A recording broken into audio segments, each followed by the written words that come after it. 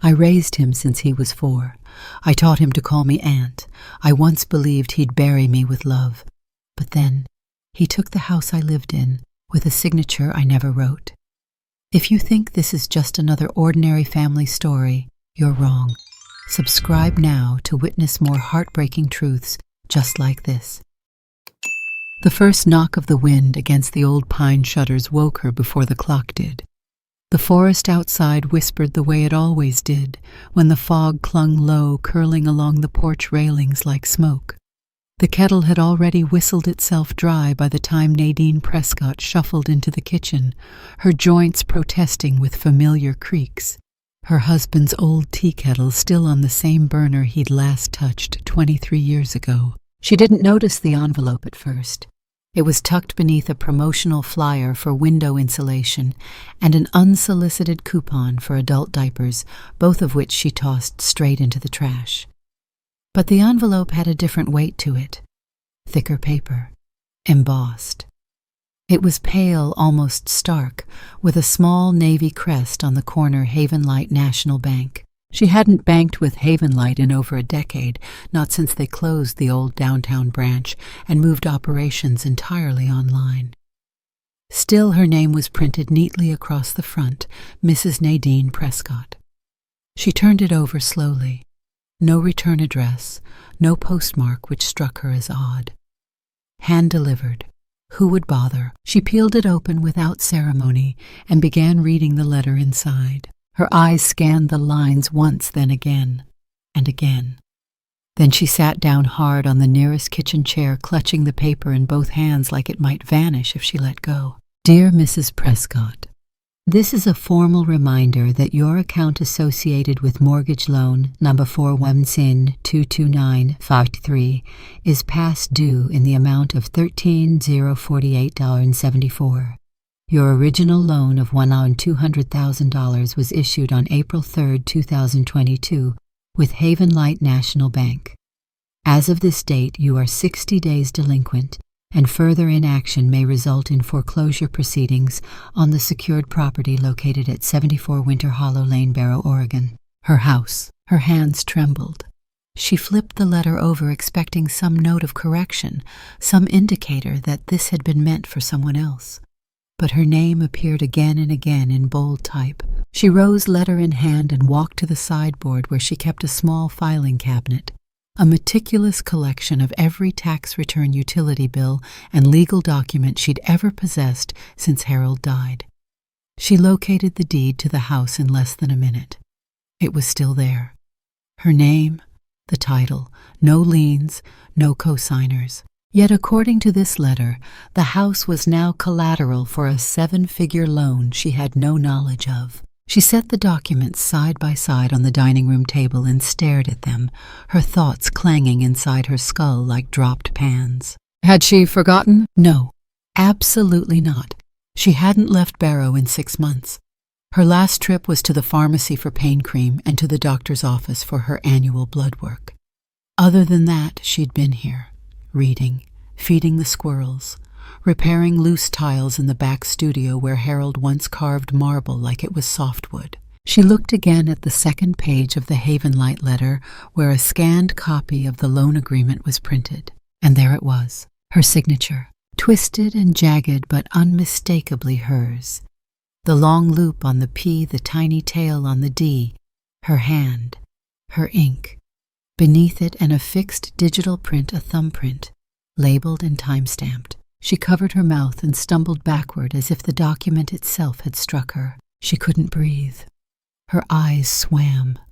Her body remembered something her mind had not permitted to resurface, something from that day at Dr. Grant's office.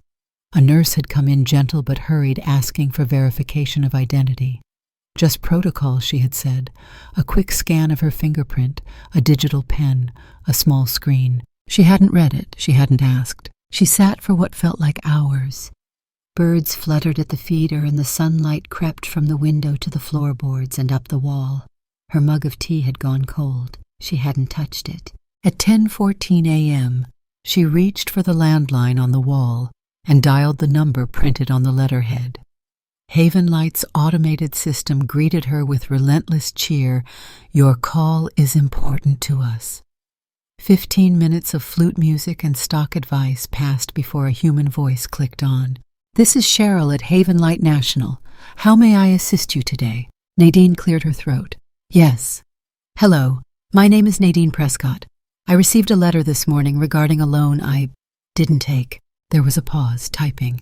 "Can I get the account number listed on your notice, ma'am?" Nadine recited it. Her voice cracked once. She hated that. "Thank you. One moment." More typing. Then, "Yes, I see the mortgage here. It's listed as opened April 3rd of last year, 1.2 million fixed rate 30-year term, secured by property, 74 Winter Hollow." "Yes, that's my home, but I never authorized a loan. I never signed anything.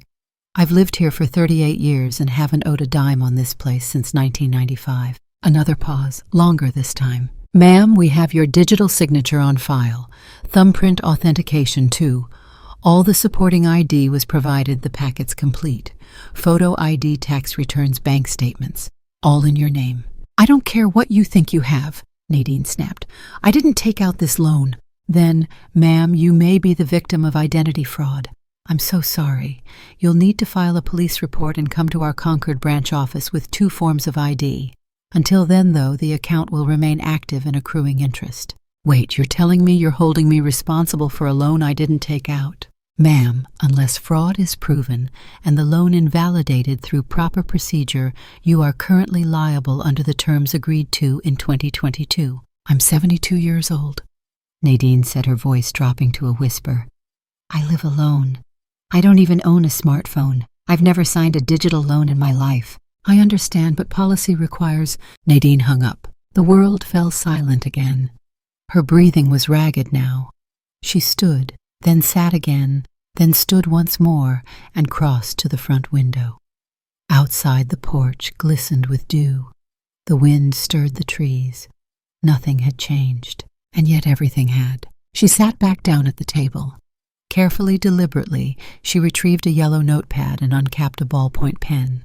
On the first line, she wrote 3 words in all caps. "Who did this?" Then beneath it, "How did they get my signature? How did they get my fingerprint? What else do they have?" The house creaked. Somewhere a pine cone hit the roof with a hollow thunk. She didn't flinch. She was too far down the tunnel now. Her gaze drifted to the hallway toward the little bedroom her nephew used to sleep in when he was 10, back when he used to call her Deanie and cry about night terrors. Dorian. He hadn't called in weeks, months, but she remembered one thing clearly. The last time he'd visited, he'd asked if she had a will, said something about needing to make sure things are in order. She'd laughed, thinking it was sweet. Now she wasn't sure. She rose again, this time slowly, as if her bones were learning gravity anew. She walked to the back room Harold's studio and stood before a sculpture he'd never finished. A woman with her arms raised as if shielding herself from some unseen force. There on the shelf beneath it was the fireproof box where she kept her most important papers. She opened it. Passport, Social Security card, tax returns, all there. Still someone had gotten her. She returned to the dining table and picked up the letter one last time. Her eyes drifted down to the phone number again. Not the main line this time, to the direct extension of the loan officer who'd handled her case. Julian R. Mills, Senior Mortgage Specialist, direct line 503-882-2911. She picked up the phone once more. Her hand hovered over the receiver. No, not yet. Instead, she turned on the radio. Soft jazz filled the room. She closed her eyes. This wasn't over. This had only just begun. The Haven Light branch office in Concord sat in a beige building with sun-faded letters and a water-stained awning. It looked more like a dentist's office than the gatekeeper to someone's ruin. Nadine stood outside for a moment, staring at the glass door, reading the word, "Welcome" backward from the inside. She adjusted her cardigan sleeves and stepped in the bell above the entrance, chiming politely. Cool air kissed her face, and the scent of lemony floor polish greeted her. No one looked up. A young woman in a too-tight blazer was typing rapidly behind the reception counter. "I'm here to speak to someone about a mortgage loan taken in my name." Nadine said. Her voice, though calm, carried a note of steel. She didn't wait for permission. There's been a mistake, or something worse. The woman looked up startled and then quickly clicked through a few windows on her screen. Your name, ma'am. Nadine Prescott. The typing resumed. You'll want to speak to Mr. Thurber. Please have a seat, he's just finishing up a meeting. 10 minutes later, a door opened and a thin man in a vest stepped out. His hair was immaculately parted, his smile automatic. Mrs. Prescott, I'm Timothy Thurber, Assistant Branch Manager. Come on in. She followed him into a glass-walled office. Inside, a ficus plant drooped in the corner. A painting of a lake at sunrise hung behind his desk, probably something mass-produced to look serene. He gestured for her to sit and opened a folder already waiting in front of him. He didn't need her name again. The file had been prepped. So he began glancing briefly at the pages you hear about the mortgage tied to 74 Winter Hollow. That's correct. I understand there's been some concern about the legitimacy of the application. No, Nadine said flatly. There's no concern. There's certainty. I didn't take out that loan. He smiled a little too brightly, as if her words were just a minor customer complaint about paper statements or overdraft fees. Well, he said, let me just walk you through what we have on file. He turned his monitor toward her. On the screen, a series of scanned documents flickered by application forms, financial statements, tax returns, and at the end, the signed mortgage agreement. There, he said, tapping the screen. Your signature. April 3rd of last year. Nadine leaned forward, studying the document. Her name was scrawled in black ink, the loops and lines mimicking her signature with eerie precision. Underneath it, a digital pad capture of her thumbprint. Beside it, a copy of her driver's license. Her face, her name, her birth date. How did you obtain the fingerprint? She asked, eyes still fixed to the screen. Mr. Thurber blinked. Standard biometric verification. At the time of application, we've been moving to more secure protocols for high-value loans. I wasn't here on April 3rd, she said slowly. I was recovering from a procedure. I couldn't drive. I wasn't well enough to come to the bank. Was someone with you? A relative or power of attorney? No, she snapped. I manage my own affairs. Thurber leaned back slightly. I see. Well, in that case, if you believe this loan was issued fraudulently, I'll advise you to open a report with local law enforcement. We'll suspend foreclosure for the standard review period 30 days. 30 days, Nadine repeated. That's all the time you'll give before taking my home. It's procedure, he said gently, as if that word made everything better. She stared at him, then back at the screen. Driver's license, signature, thumbprint. Suddenly a flash of something surfaced unbidden, uninvited. Not a memory exactly, but a sensation. Cool plastic. A padded table. A sterile room. The faint smell of antiseptic and lavender soap. A nurse, perhaps, or someone in a white coat asking her to press her thumb onto a tablet. For identity, they had said. Or something like it. She had been woozy, groggy. They'd given her something to calm her nerves before drawing blood. The procedure had been routine, nothing invasive. That had been, yes, around the same time, April. Her breath caught. She closed her eyes. Ma'am, Thurber said. She opened them again, slower now. Thank you. That's all I needed today. He looked surprised. You don't want to file anything now? No, she said, not yet. She left the bank with the image of her own name burned into her vision, like she'd stared at the sun too long. Outside, the day was unusually warm for early spring. She crossed the street without looking both ways, letting the breeze whip through her hair, barely noticing the car that honked as it veered around her. Her mind was miles away back in that small, softly lit office at the end of town. Dr. Milo Grant. He'd been her doctor for 15 years. He'd treated her through arthritis, shingles, 2 bouts of pneumonia, and her husband's death. He'd sent flowers when Harold passed, called to check in during flu season, knew she preferred chamomile over ibuprofen when her joints acted up. He knew everything, and she had trusted him. She stopped walking, her hand clutching the iron railing outside the bakery. A cold sweat crept over her neck. Had he? She tried to recall that day.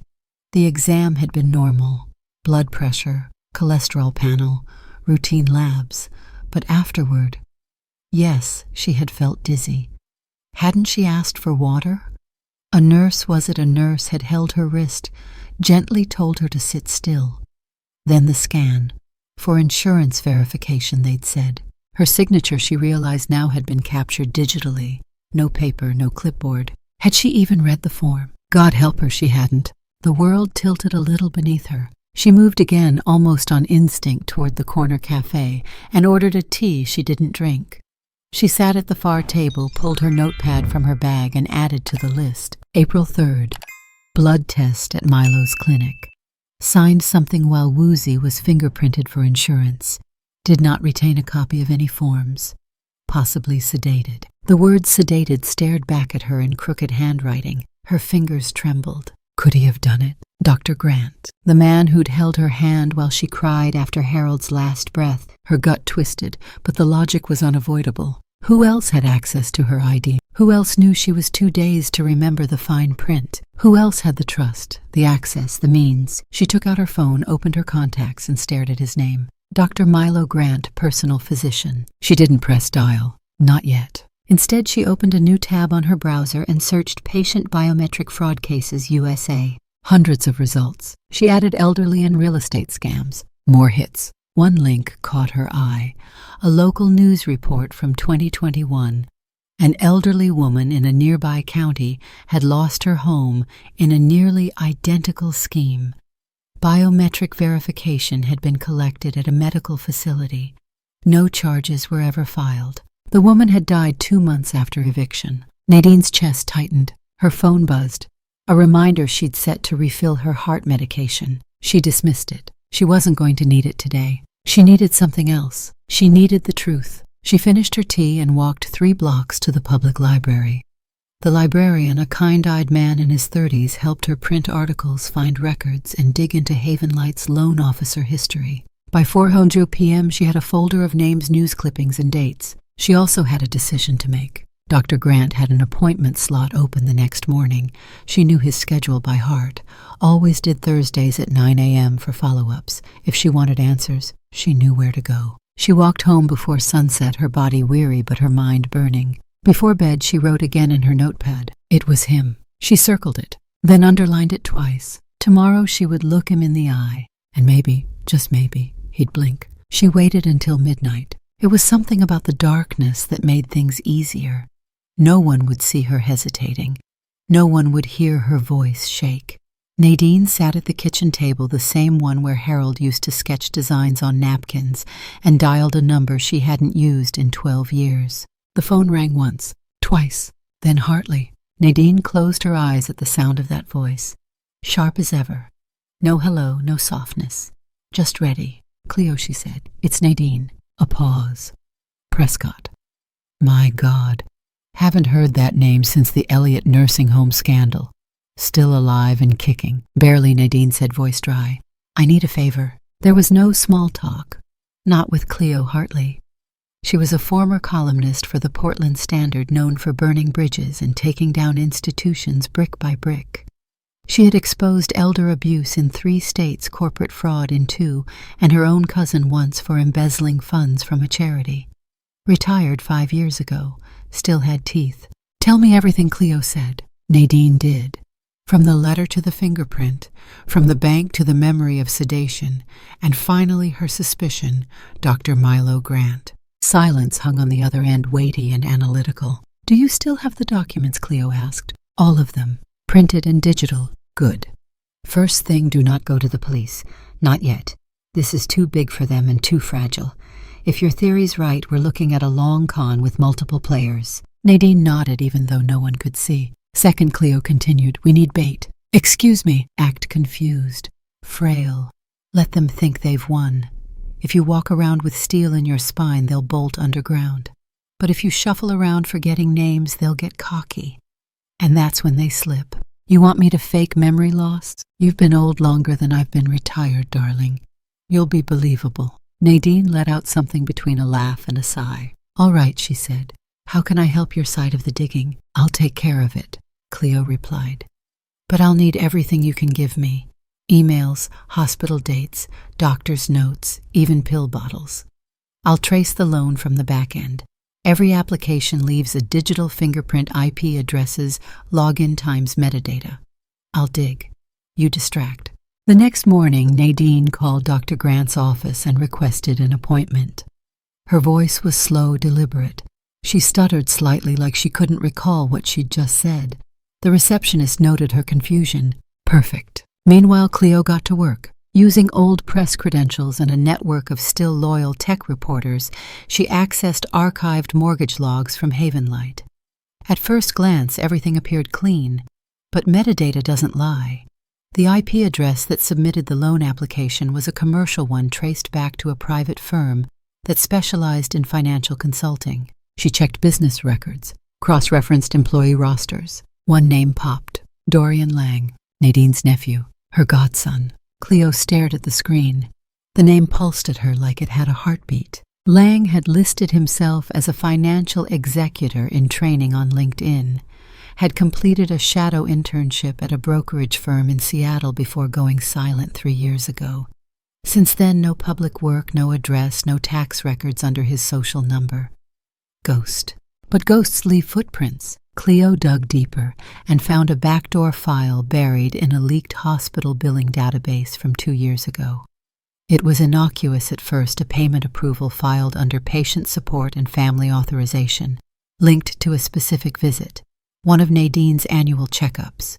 But something was wrong. The co-signer, Dorian Lang. Cleo sat back in her chair. Son of a bitch. She double-checked the scanned authorization form. It had been electronically signed, time-stamped, and included biometric verification, a signature, a thumbprint, all attached to Nadine. But there was no indication that she had even been aware of a second signer. The form was processed the same day she had her blood drawn and mentioned sedation. Cleo picked up her burner phone and dialed Nadine. She answered on the third ring, her voice quieter, her tone soft. She was still playing the part. It's me, Cleo said. We've got a problem. I'm listening. Your nephew Dorian. He was listed as a financial backer for your hospital visit 2 years ago. Same date you said you felt drugged. The hospital billed under your name, but he signed as the supporting party. That's likely how he got the initial biometric scan. After that, replicating it wouldn't have been hard. Once you have the data, you can apply it anywhere, Nadine finished. Her voice dropped lower. I raised him. I know. And he's been using that trust to bleed you. Nadine looked across the living room to the picture frame on her mantel. Dorian as a boy. Summer at the coast. Sand clinging to his knees, a paper crown on his head, and joy written across his face. Her hands curled into fists. He's still local, Cleo said. I traced a VPN login from Portland just 6 weeks ago. He's not far. I want to see him, Nadine said, face to face. Not yet. We need more. The house isn't safe. If this goes south too early, he could panic, destroy records, flee, or worse. I'm not leaving. Then let me come to you. Nadine hesitated. It's been years. I still remember your coffee, Cleo said, burnt and bitter as hell. That night, Cleo drove up to Winter Hollow Lane with a duffel bag full of files, a Wi-Fi scrambler, and a travel thermos. Nadine met her at the door in a robe, slippers, and a convincing look of confusion. They embraced briefly. Inside the house was the same as Cleo remembered, half museum, half shrine to herald sculptures. And now the battlefield of a quiet war. They sat at the dining room table and sorted through documents under candlelight. Every page revealed a new scar. Dorian had built this over time: layered deception, subtle manipulation, social engineering. The cruel genius was in how simple it all was. One compromised scan, one forged login, one doctor who didn't ask questions. By 2:00 a.m. they had a full map loan date. Digital signature capture originating IP hospital records and financial beneficiary, the same name circled again and again, Dorian Lang. They stopped only when Cleo stood and pointed to the fireplace. You've got a camera, she said. Nadine followed her gaze. An old webcam was perched above the mantel. She blinked. That was Harold's. He used it to record his carvings. I haven't touched it in years. Cleo climbed onto a chair and removed the device. She plugged it into her laptop. A red light blinked. It still worked. She accessed the feed history. It had been active, quietly uploading data to a remote cloud. Jesus, Cleo whispered. You've been watched. Nadine's throat tightened. By who? Let's find out. They downloaded 3 months' worth of footage. Somewhere in those files, Cleo knew would be a visit. A moment Dorian walked through the door, perhaps alone, perhaps not. But they'd find him, and when they did, they would make him answer. The rain came down in steady lines, carving silver rivers down the windows of Nadine's living room. She stood by the fireplace, staring at the faded photograph clutched in her hand. The boy in the picture couldn't be more than 5, Dorian, shirtless, muddy, holding up a frog like it was treasure. Her late husband, Harold, had taken the photo after they'd adopted Dorian, just a year into raising him. He'd had nightmares back then. Couldn't sleep unless Nadine sat at the edge of his bed, one hand resting lightly on his chest, steadying him like a lighthouse through a storm. He used to say, "You saved me." She used to believe him, but now she was tracing his name through real estate documents Cleo had just spread out across the oak table, documents that didn't lie even if the people did. "You're sure?" Nadine asked. Cleo gave her a grim nod, flipping the laptop around. Filed under Lang Holdings, LLC. Closed purchase on May 14th, the exact week Havenlight funded your supposed mortgage. The screen showed a sleek black and white architectural listing, $1.2 million listed as sold. Address 1332 Langley Ridge Drive, Portland, OR. Photos scrolled by glass walls, infinity pool, a 2-story wine cellar, minimalist hell, clean lines and no soul. "That house," Cleo muttered, "was paid for with your home." Nadine gripped the back of the chair until her knuckles turned white. Her heart thudded louder than the rain. He took that money and bought this. Not just bought it, Cleo said. Paid in full. No mortgage on file, no loan traceable to his own name. This was clean and intentional. Nadine moved away from the table, drifting toward the kitchen without really knowing why. Her fingers found the edge of the counter. She remembered the first time Dorian had called her mama. He was 7, fell off his bike and skinned his knee on the gravel driveway. Through tears, he'd wailed for her like she was the only person in the world who could fix the pain. And she did. Bandaged him, held him, promised he'd always be safe. Now that same child had sold her safety for square footage and rooftop views. "How long," she said softly, "do you think he planned it?" Cleo leaned back. "Years, maybe. You don't pull off something this seamless unless you've been laying the tracks for a while. He knew about the house, your trust, your medical routines. He groomed the systems, Nadine. Not just you." Nadine sat down, her bones heavier than they'd ever been. "He never calls unless he needs something. Money, a connection. He doesn't even ask how I'm doing anymore." Cleo raised an eyebrow. "He's about to." That same day, as if summoned by guilt or irony, Nadine's phone rang. Dorian Lang. She stared at the screen. The photo ID that popped up was from years ago. Him in college. Blazer, too big. Smile, too perfect. The boy she raised looking like a stranger. She hit answer. "Dorian." "Hi, Mama." His voice was honeyed casual, like nothing was broken. "Just checking in. How have you been? Feeling okay?" She played the part just as Cleo had coached. "Oh, darling, I'm a bit scattered lately. Forgot where I put my tea kettle this morning. I think I might have left the stove on for an hour." "Again," he said, laughing lightly. "You've always been a bit forgetful. I think I should see Dr. Grant. He always knows how to settle me." At that, there was the tiniest pause, a crack. "Well, that's good," he said. "Keep him close, yeah?" "I've been so tired, Dorian," she continued, voice faltering perfectly. "I can't seem to remember all the papers I signed. Have I done anything strange lately?" The line went quiet again, but only for a moment. He recovered fast. "No, Mama," he said gently. "You're fine. You probably just need rest." She sighed like she believed him.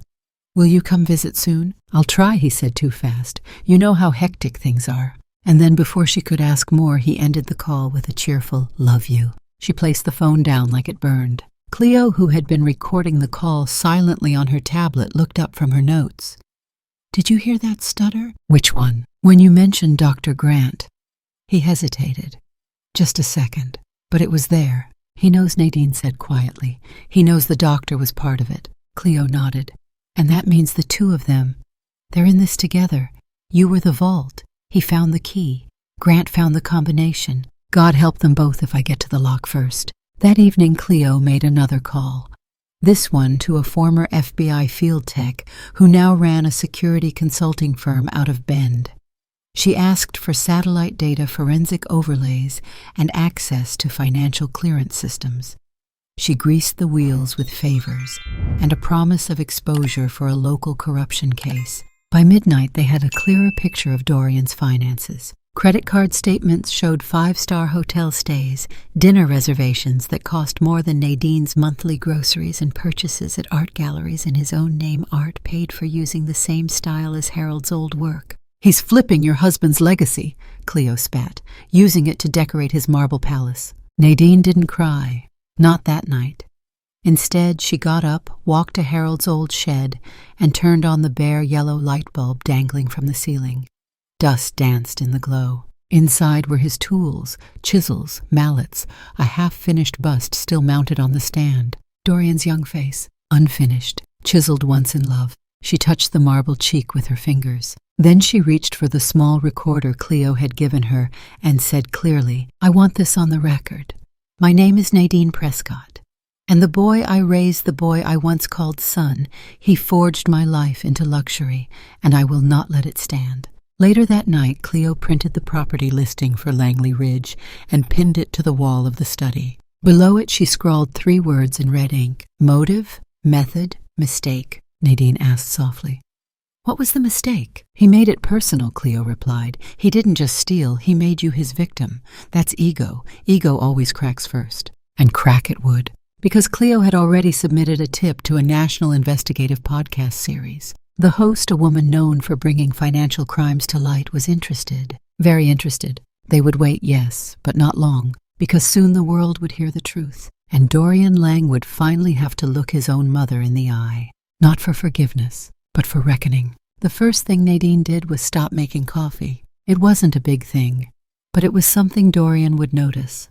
She left the kettle in the fridge, put sugar in the salt jar, repeated questions in the same tone a soft stammer added in for good measure. She sat at the window too long and sometimes forgot which shoe went on which foot, at least when the mailman was watching. She stopped signing her name the same way too. That was important. Cleo had coached her. You want them to think you're unraveling, not collapsing, just slowly like fog creeping in through a crack. So she became forgetful but not helpless, confused but not suspicious. And when Dorian called again 3 days later, she didn't pick up on the first ring, or the second. She waited until the voicemail started, then answered breathless. "Oh, hello." Mama came, his voice smooth, concerned, practiced. "It's me, Dorian. Everything okay?" A pause, then a blink. "Dorian. Oh, goodness. Yes. I'm just... Where did I put the phone? I swear it was next to the toaster." "You're talking into it, Mama." Oh, of course. Silly me." There was the faintest chuckle on his end. "I'll come by tomorrow." "How about that?" "Tomorrow? Oh, lovely. I'll bake that peach pie you like." "You haven't baked in years." "I haven't." "No, remember you said the oven made you nervous." She tilted her head, smiled slightly. "Did I say that?" "You did." "Never mind, I'll bring you lunch. Just rest." And just like that, the spider walked willingly into the web. She prepared the house carefully. The digital recorder Cleo gave her was disguised as a decorative brooch, old gold-plated, shaped like a rose. She pinned it to her shawl. Another recording device, smaller, was hidden in a hollowed-out copy of Pride and Prejudice on the coffee table. She checked both for battery and storage. Then she cleaned nothing. Dust gathered on the piano. Dishes remained unwashed in the sink. A single sock rested on the arm of the couch. She greeted Dorian at the door with a slightly uneven smile. "Oh, look at you, all grown up." He raised an eyebrow but smiled warmly. "I've been grown up for 20 years, Mama." "Oh, I lose track of time." She reached for a hug, and as he leaned in, her fingers brushed against his watch. "A new one. Gold. Cartier." She said nothing. He stepped inside his cologne, following him like a shadow, something sharp, artificial, too smooth. "Did you miss me?" he asked. "I miss lots of things," she replied, voice fluttering. "What were we talking about again?" "You invited me for pie," he said, laughing. "But don't worry, I brought food." They sat on the patio facing the woods. Birds chirped overhead. The sun stretched thin through the clouds. She offered tea. He declined. "I'm watching my sugar," he said. "Good boy." "Doctor's orders." She tilted her head. "Dr. Grant's still looking after you." Dorian froze. It was subtle, but there. A twitch of the jaw, a flicker behind the eyes. Now and then, he said. We catch up. Oh, she said, voice distant. Did he ever tell you about that little checkup I had? The one where I fell asleep? He sipped his drink. Maybe. You've had so many. Yes, I do forget things. He smiled. That's okay. I remember for both of us. It sounded sweet. It wasn't. That night she sat in her study and listened to the recording, over and over. It was there in his tone, in his certainty. And then on the second visit he slipped. He brought her mail smiling as if it were a service, not a strategy. Handed her Bill's newsletters, then a bank statement still sealed. Nothing urgent, he said too casually. She opened it with trembling fingers. Her eyes scanned the page, stopped at the name Haven Light Bank, and widened. I don't remember. This. Oh, Mama, it's just one of those old records. Don't worry. They keep sending things even after you've finished paying them. She turned to him, her voice weak. Did I finish paying it? Of course, months ago. Did I sign something? A beat too long. You did, he said, nodding. Remember at the clinic, there was that little scanner thing, Tiny. No one really notices it. That was the moment. The line. That little scanner thing. He had just admitted knowledge of something no one outside of the room should have known, and she had it on tape. Later that evening, she transferred the recording from her brooch to Cleo's encrypted drive. They sat by the fire, the laptop screen glowing between them. He walked into that one, Cleo said, smirking. He's careless. No, Cleo corrected. He's confident. There's a difference. Confidence makes people step too far.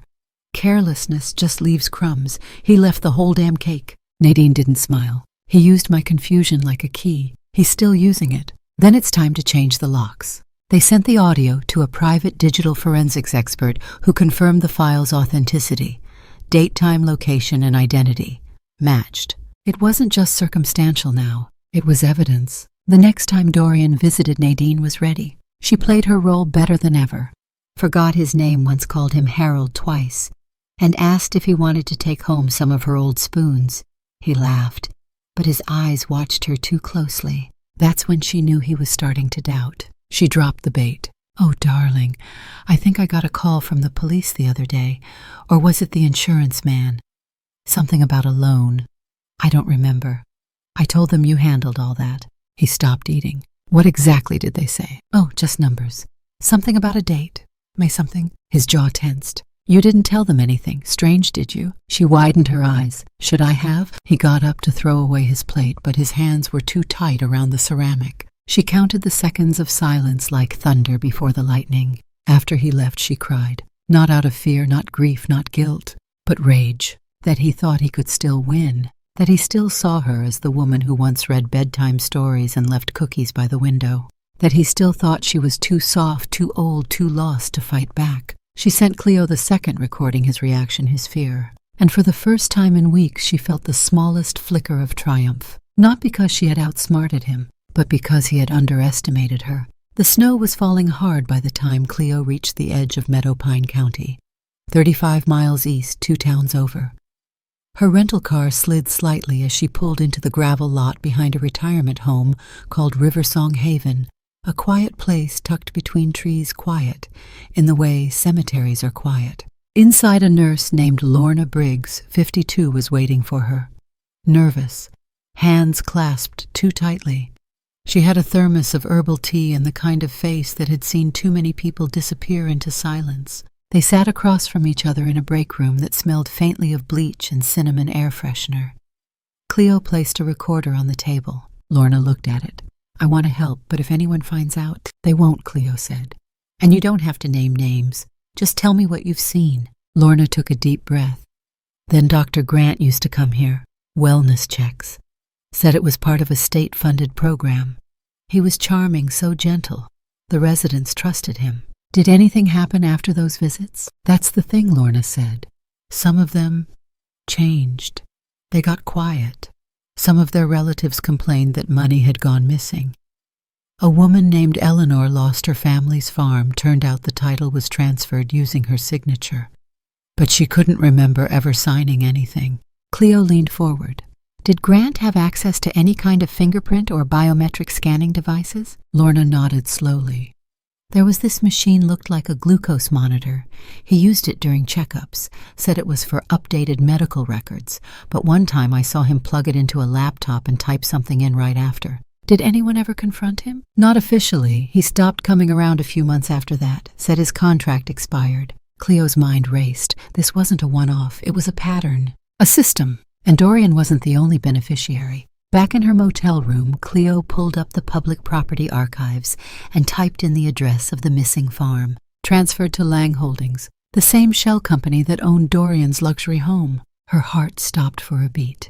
Then she typed in the clinic's corporate filings. Milo Grant, MD, shareholder 6% in Lang Holdings. A web was forming, and all roads led to that same polished door. 2 days later, Cleo went undercover. She dyed her hair dark, pulled on a navy coat, and walked into Grant's private clinic with a cane and a mild limp. Her name on paper was Jeanette Wells, a 74-year-old retiree seeking wellness advice and anti-aging solutions. The receptionist welcomed her in no questions asked. Dr. Grant himself came out to greet her, trim, silver-haired, with a kind voice and empty eyes. He led her into a small private room. Quiet music played overhead. Lavender diffuser in the corner. "Tell me what brings you in today, Ms. Wells," he said gently. "I've been having memory slips," she said, voice thin and fluttery. "My niece worries I might forget something important one day, like a will or bank numbers." "A will or—" Grant nodded understandingly. "Well, we can definitely run a few tests. Just standard evaluations. Nothing invasive." Cleo gave a nervous chuckle. "Oh, that's good. My husband always warned me, never sign anything you don't remember." Grant smiled. "Smart man." She paused. Then carefully, "Say, I did want to store my medical details somewhere safe, something only I can access, like fingerprints or eye scans." "Oh," Grant said, as if surprised. "That technology exists, yes. Some clinics have even begun implementing it for convenience and accuracy." "Is it secure?" He leaned back, his tone casual. "It depends who's asking." A long beat. Cleo smiled sweetly. "Let's say I'm willing to pay for convenience. Hypothetically, could I access someone else's biometric info for, say, estate planning?" He gave a polite chuckle. "Now that's a slippery question." She leaned in, conspiratorial. "Is it a no or a price?" His eyes sharpened just a flicker. Then he replied quietly, "There are ways to digitize legacy access for people who might not be able to consent later." Cleo held his gaze. "How much?" He took a breath. "For fingerprint packages, discrete storage with export capability, 10,000. Maybe 12, depending on how many prints you need." And just like that, he admitted it. Cleo had everything. Audio, eyewitness testimony, ownership trail, financial link between Milo and Dorian. She drove straight to Nadine's house and laid out the files. Nadine stared at the photo of Milo from the clinic's website, smiling, arms crossed, pretending to be the man who saved lives, not sold them. "I trusted him," she whispered. "He sold you for a percentage," Cleo said. "Lang Holdings needed assets. You were one." Nadine's lips trembled, then tightened. "Then let's make sure the rest of the world knows that too." The next step came fast. Cleo submitted everything to The Fourth Wall, a national investigative podcast known for exposing financial crimes, elder abuse, and corruption in healthcare systems. The producers listened to the pitch, then called back within 3 hours. "This isn't just a story," the host said. "This is a bomb, and we'll light the fuse." They scheduled a recording with Nadine, voice disguised, name withheld. But her story, whole raw documented, would air. Cleo met her outside the old sculpture shed as the podcast team set up. Nadine wore a dark shawl and the same brooch that had once recorded her betrayal. The wind rustled the pine trees overhead. "You ready?" Cleo asked. Nadine looked at the house one last time. "I'm not telling this because I want pity. I'm telling it because someone else out there is sitting in their kitchen right now wondering why their name is on a loan they never touched. And maybe they'll hear this and finally know it wasn't their fault." Cleo reached for her hand. "Let's end it, Nadine. If I died tomorrow, would that make your life easier?" Nadine's voice was steady, but her eyes betrayed her. They shimmered not with fear, but with the weight of betrayal that no courtroom could measure. Dorian stood across from her in the sculpture room, where his uncle's chisel marks still lingered on stone and memory alike. The same room where he once ran as a toddler, barefoot, covered in finger paint, calling her Mama D. Now he wore cufflinks, he chuckled. Not cruelly, but with that slow, practiced polish of someone who believed he was above consequence. I didn't come here for that kind of drama, he said. But if you're asking, maybe it would make things less complicated. Silence. He stepped closer. You know, Dee, you never did understand business. This house, the land. They're dormant assets. The world moves fast now. You can't just sit on something and call it legacy. You've got to unlock it, monetize it. I've built a company that can change lives. Your name on that document, it gave us runway. Nadine's hands didn't shake, not even slightly. You mean you stole my life and called it seed funding? Dorian sighed. I knew you'd take it personally. Personal. You took the place where I held your mother's hand as she died. You took the walls that kept you warm when you had no other family. You took my signature while I slept.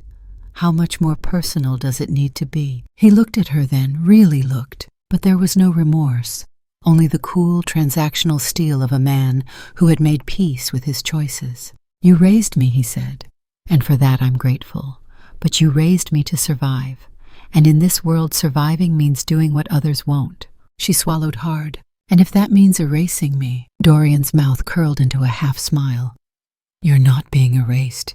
You're just evolving out of relevance. Nadine turned away slowly, eyes lingering on the half-finished sculpture of a horse's head her late husband had carved in 1987.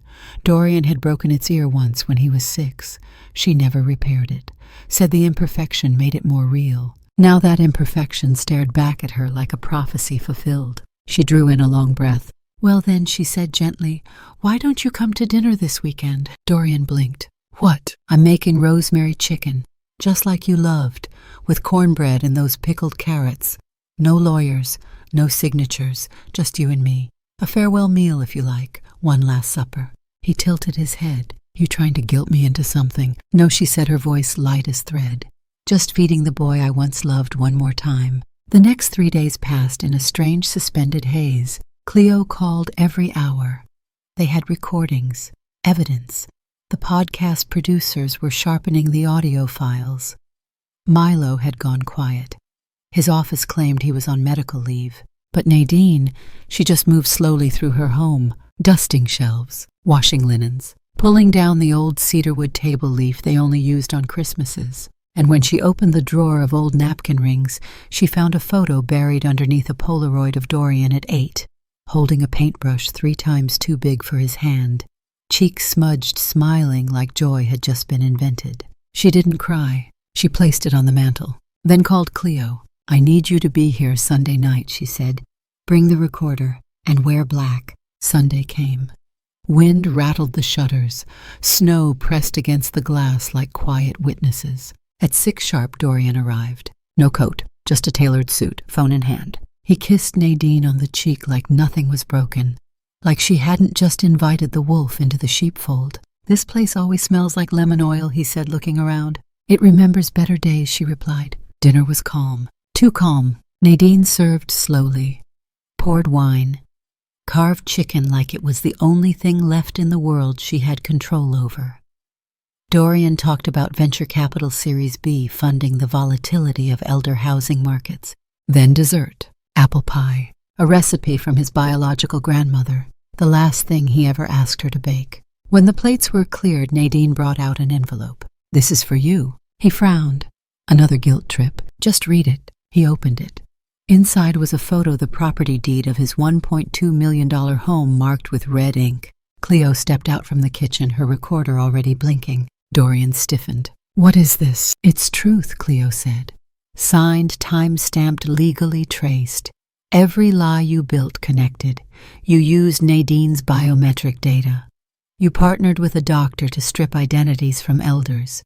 We found Eleanor Carmichael. We found the farm. You think anyone's going to believe a podcast? They already do, Cleo said calmly.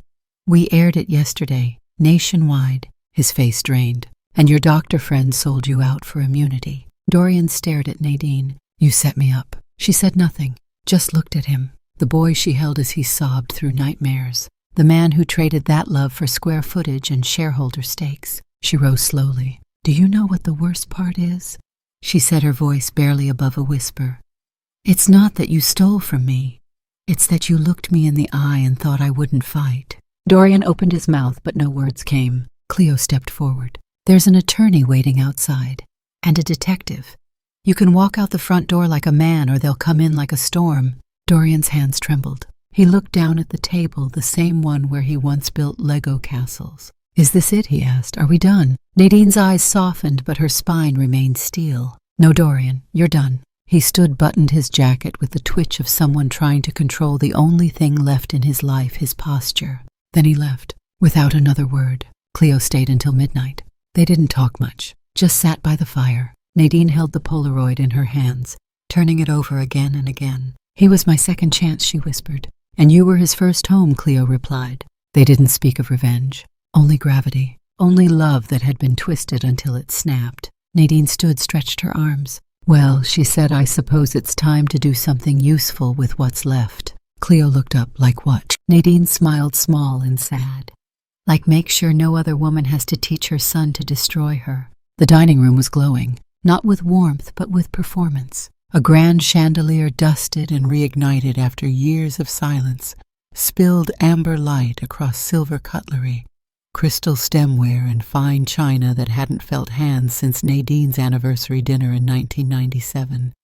The table was dressed like a memory trying too hard. Nadine stood by the bay window, calm. Her eyes surveyed every detail, the chilled decanter of wine, the antique candelabras, the seat Dorian used to insist was his throne when he was 7.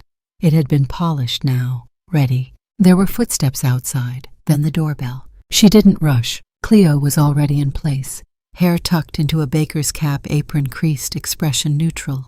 She'd arrived early, posed as a caterer's assistant, and no one questioned the presence of help when there were steaks to be sliced and soufflés to be fluffed. Inside the pantry, beneath a sack of lentils, was a portable audio transmitter.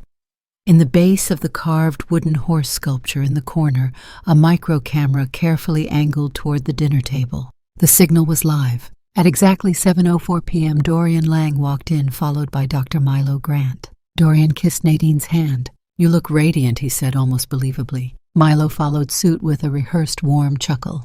Still hosting like it's the Kennedy era. Nadine smiled. Old habits die harder than old women. They all laughed, but the fire under her ribs didn't. They began with hors d'oeuvres, crostinis, brie with fig jam, small talk flitted like butterflies over landmines. Nadine watched them carefully. Dorian and Milo were relaxed, confident. They filled their glasses more than once, spoke quickly, laughed loudly.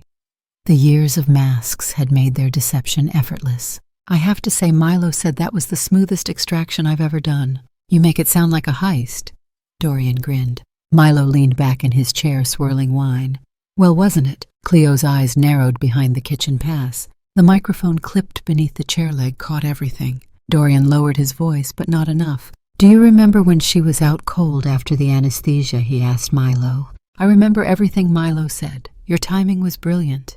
The scanner worked like a charm. Nadine poured more wine. Scanner. Milo smiled at her, patronizing. For vitals. Nothing serious. But your files, Dorian said, holding back laughter, were serious gold. We turned her thumbprint into 7 layers of biometric authentication. I mean, she signed that loan with a touchpad she didn't even know existed. Milo laughed. Honestly, Dorian, I thought you were bluffing when you said she'd never notice. Dorian raised his glass. She didn't. And she never will. Cleo's fingers twitched. She pressed the timestamp button on the recorder. The quote was locked. Dessert came. Chocolate torte with raspberry drizzle. No one ate much. They were too busy celebrating themselves. Milo leaned in his voice, even lower now, mocking. You remember that old woman in Fairbridge? The one with the garden statues? Dorian chuckled. She thought we were remodeling her porch. They both laughed. A tight echoing thing. A laugh soaked in arrogance, and just enough alcohol to make them forget the possibility of consequence. Nadine picked up her wineglass, stared into it, let the silence simmer. Then she asked, what would you two have done if I had remembered something, gotten suspicious? Dorian smirked. Then I tell you what I tell all investors, emotions are bad for business. Milo added, and memories just clutter, really. She smiled softly. That's true, she said. Memory, she whispered, isn't always an asset. Then she stood and excused herself, saying she'd get the port wine. Cleo stepped into the dining room 5 seconds later, carrying a silver tray. She set it down with quiet poise, then slipped a small black remote into her apron pocket. One click, and the entire conversation they just had was transmitted live to the radio booth 3 miles away. At exactly 8:00 p.m., the investigative podcast Behind the Silence dropped a surprise episode. The one she raised, a family betrayal in biometric theft. The host cut directly to the audio clip. You remember when she was out cold after the anesthesia? The scanner worked like a charm. She signed that loan with a touchpad she didn't even know existed. She didn't, and she never will. The internet imploded. Within an hour, local law enforcement received calls from 3 different counties. By midnight, the governor's office issued a statement condemning emerging patterns of elderly exploitation enabled by digital impersonation. But in the Prescott household, none of that was said aloud. Dorian stood up from the table, uneasy. Milo checked his phone and saw his own voice quoted on a news app. His blood drained. Cleo stepped forward, apron now gone, holding her phone with the flashing waveform. Nadine returned, holding nothing. Dinner, she said, is over. You bugged us, Dorian snapped. You confessed, Cleo said, to a felony, multiple, across state lines. Milo growled, You'll never prove consent wasn't given. You'll never prove it, was Cleo replied. I have lawyers, Dorian snarled. I have your voice, Nadine said, then turned and walked away. Outside, sirens began to stir. In the snow, 2 dark cars idled quietly. Cleo exhaled sharply, then looked at Nadine, who had returned to the fireplace. Her posture was calm, too calm. You okay, Cleo asked. Nadine nodded. I always wondered, she said, if you give someone your heart too soon, maybe it gives them time to learn how to stop it. The sun hadn't yet risen when Nadine sat at her breakfast table, untouched toast, growing cold eyes fixed on the muted television. The logo of Beneath the Mask pulsed on screen like a slow heartbeat. Cleo had promised her 7 a.m. sharp. The truth would go live. Nadine's fingers trembled on the rim of her teacup. The house was silent, heavy, as if holding its breath with her. Then cut to the opening credits. The program began with somber narration, a montage of elderly individuals gazing out of rain-streaked windows, their stories still hidden. Then came her voice, Nadine's, a clip of her saying, I trusted him like a son. Cut to surveillance footage, grainy but unmistakable, of Dorian sipping wine across her dinner table, Milo's laughter echoing off the walls. And then the audio, unedited. Dorian's voice smug. She'll never know. We scanned her while she was sedated. It was surgical clean. The studio audience gasped. Milo's reply. I told you nobody pays attention to those scans. Elderly patients are practically invisible. The screen cut to black. Then a single phrase, elder theft is real, and it has a name. Phones lit up across the country. Social media ignited. #justice. For Nadine trended in under 20 minutes. Local news outlets scrambled to replay the footage. People cried. People shouted. People remembered their own parents, their own grandparents, wondering if something like this had happened silently to them too. Cleo's team had done their homework. After the broadcast, a panel of experts dissected the recordings. A digital forensics analyst confirmed the biometric manipulation. A medical ethicist explained the breach of trust in patient-doctor relationships. A financial lawyer broke down how Dorian funneled funds through shell companies to mask the loan conversion. Then came the public response. The medical board issued an immediate suspension of Dr. Milo Grant's license pending a full investigation. Within 24 hours, he was arrested at his private practice in a quiet suburb, led away in handcuffs in front of stunned patients and camera crews. He offered no statement. His lawyer declined interviews. Dorian Lang, meanwhile, woke up to a storm. He returned to his penthouse late that night, finding reporters on the steps and a subpoena taped to his door. Charges were already stacking: financial fraud, exploitation of a senior citizen, conspiracy, medical data abuse. His smug confidence crumbled under the lights of justice. But the most shocking moment came not from the courts, not from the media, but from Nadine herself. At a press conference held 3 days after the broadcast, Nadine stood before a sea of microphones. She looked fragile, dressed in her husband's old artist's coat, but her voice was steady. There was no anger in her tone, only a piercing clarity. "I was betrayed by someone I loved, someone I raised," she began. "But I won't be pressing charges as an individual." Gasps swept the room. "I've seen what bitterness does to people. It eats from the inside. I don't want revenge. I want awakening," reporters murmured. Flashbulbs flared. "I want the public to understand how easily this can happen, how quiet the crime is, how invisible the pain becomes." She paused, then added, "And I want people like me, elders, widows, those who live alone, to know that they are not naive for trusting. The world is broken, not them." The press conference went viral within hours. Commentators across networks debated her choice. Some admired her strength. Others called it a mistake. But Nadine didn't care. She knew this wasn't about punishing one man. It was about stopping the next one. Meanwhile, dozens of new victims came forward. Inspired by Nadine's story, they recounted eerily similar experiences: financial advisors forging documents, nurses pressuring patients into signing power of attorney, sons and daughters siphoning funds from joint accounts. The system had cracks, and predators had mapped them perfectly. Congress members requested hearings. Banks reevaluated elderly lending protocols. Medical institutions scrambled to tighten data security. Back at home, Nadine removed every portrait of Dorian from her shelves. She sat in silence that night, surrounded by her late husband's carvings, timeless wooden figures frozen mid-thought, like witnesses who had seen it all but never spoken. In the weeks that followed, her mailbox overflowed. Letters from strangers, children of abuse victims, retired teachers, Vietnam veterans, women in wheelchairs. Some sent small wooden trinkets in solidarity. Others sent stories, confessions, regrets. But one envelope stood out. It came from a woman in Texas.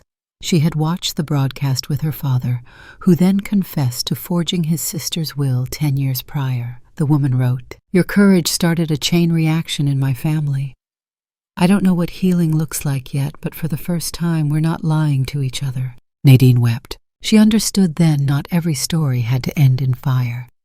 Some stories, when spoken aloud, became lanterns. The house stood quiet beneath the pines like it had for decades. But everything inside had changed. Nadine walked slowly through the halls, her hand gliding along the polished oak of the staircase. The same one Dorian once tumbled down as a boy.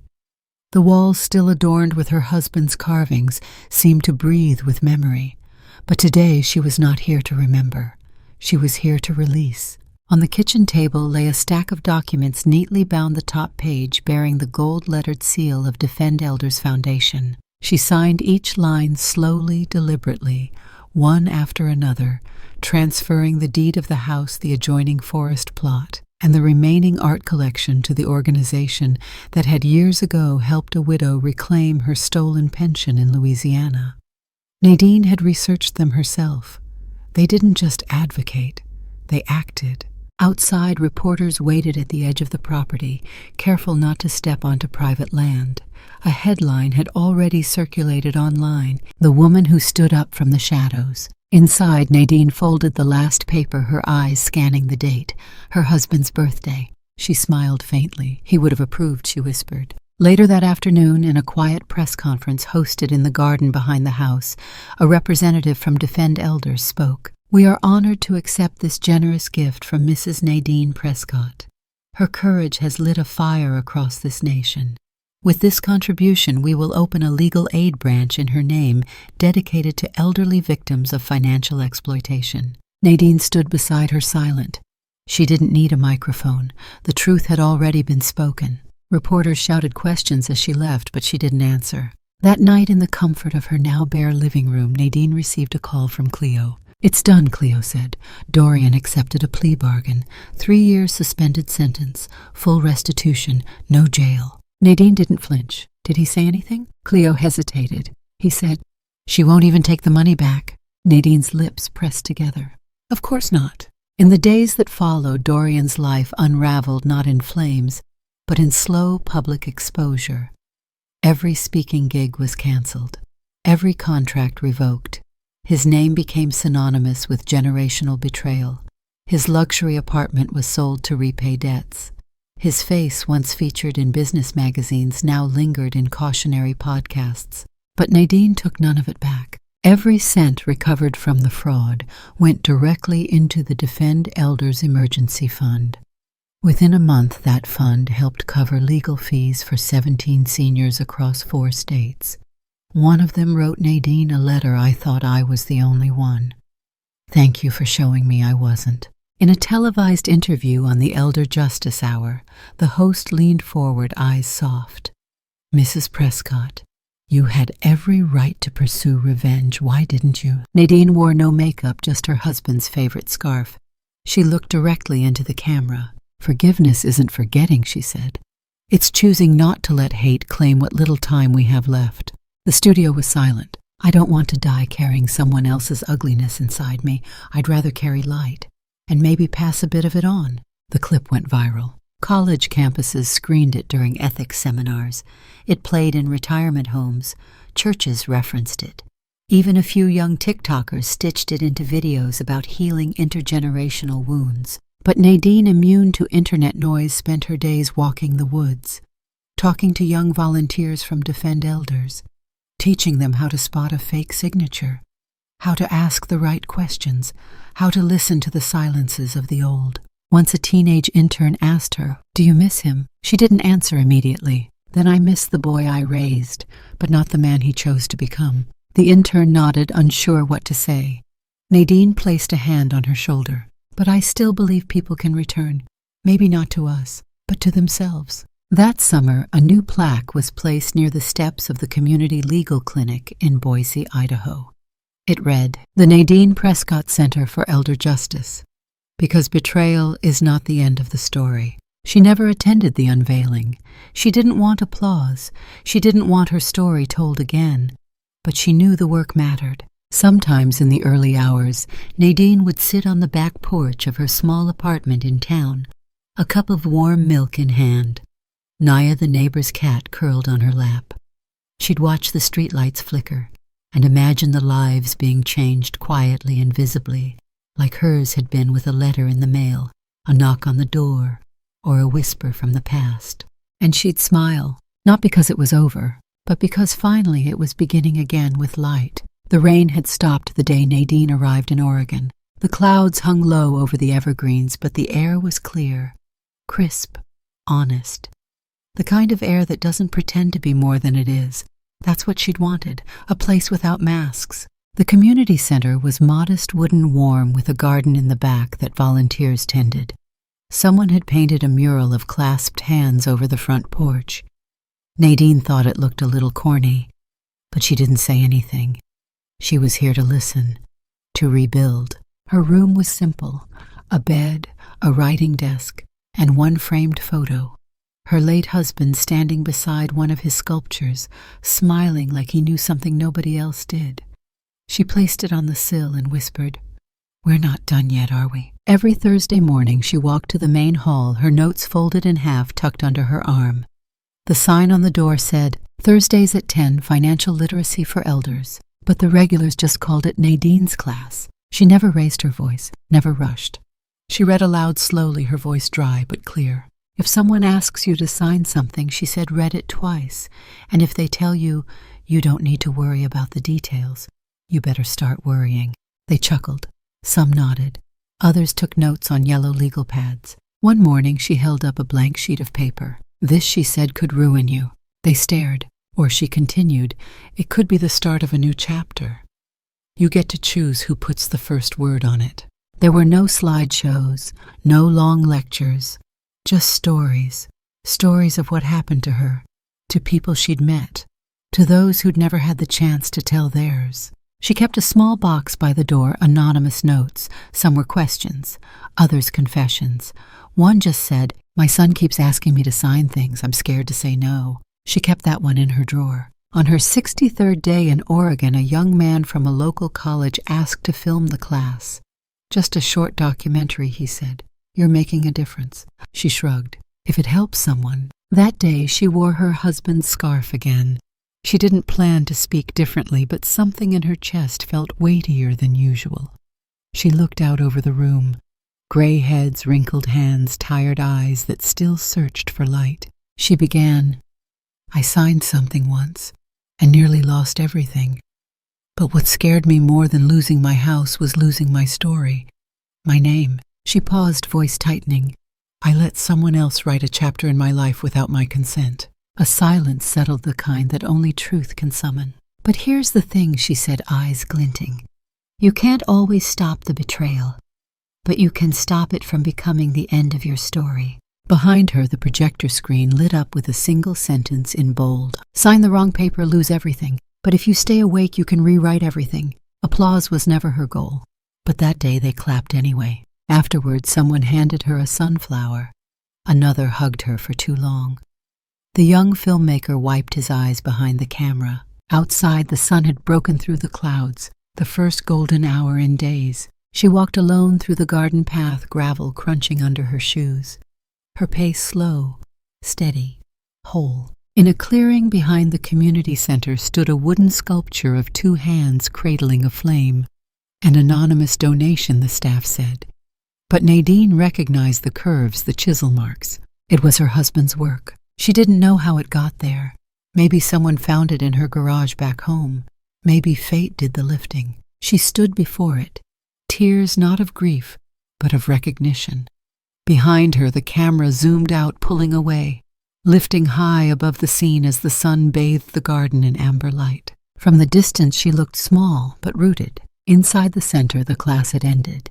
Chairs empty, books left on tables, and one final message remained on the board. Not all signatures are written in ink. Some are written in courage.